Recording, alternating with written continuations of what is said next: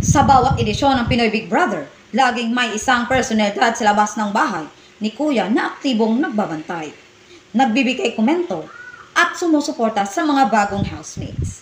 Sa season na ito, walang duda na si Fiang Smith ang isa sa pinaka-vocal at pinaka-aktibong taga-suporta ng tambalang Will Ashley at Bianca De Vera.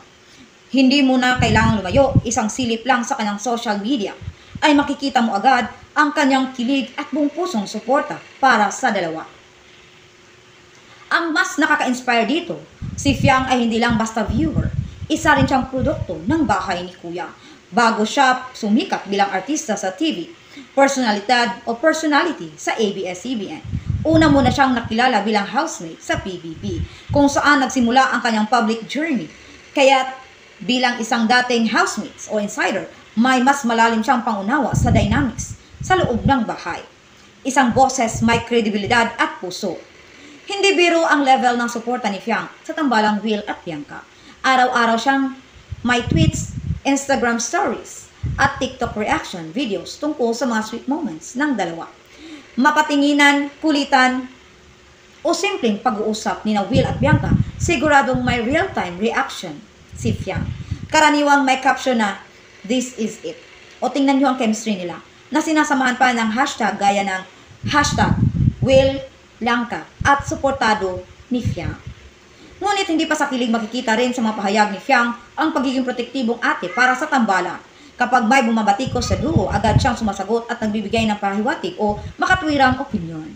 Hindi siya nakikisali sa toxic fandom wars, kundi mas pinipili niyang hikayatin ang respeto at suporta, isang ugaling nagpapakita ng kanyang maturity at pagiging ehemplo sa mga fans. Isa rin sa mga dahilan kung bakit malakas ang boses ni Fiang ay dahil nakita niya na siya mismo ang nasa parehong sitwasyon. No? Naintindihan niya ang pressure na dala ng kamera 24/7. Ang hirap ng isolation at ang daming expectation ng mga tao. Kahit ang suporta niya kina Will at Bianca ay hindi lang dahil sa kilig, kundi dahil naintindihan niya kung gaano kahalaga ang magkaroon ng tunay na koneksyon at suporta sa loob ng bahay. Dahil dito maraming fans ng PBB ang mas nakikinig at nakikibahagi sa mga kumpanya o kampanya ni Fiang. Nagtrending na ang ilang tweets niya at nagkaroon ng fan accounts ng sumusuporta sa tambalang Will Bianca. Dahil sa impluwensya ni Fiang, sa madaling salita, nagiging tulay siya para mas makilala at ma-appreciate ng publiko ang tambalan ng dalawang sinusuportahan niya. Sa huli, hindi lang isang ordinaryong fan si Fiang Smith, isa siyang dating housemates, isang patunay na tagumpay pagkatapos ng PBB at ngayon, isang inspirasyon sa mga bagong bituin sa loob ng bahay ni Kuya. Ang kanyang suporta kina Will at Bianca ay hindi lang para sa kasikatan nila, kundi ito ay nagpapakita ng malasakit, pangunawa at pagmamahal sa prosesong minsan din niyang pinagdaanan. Maraming salamat sa inyong panonood.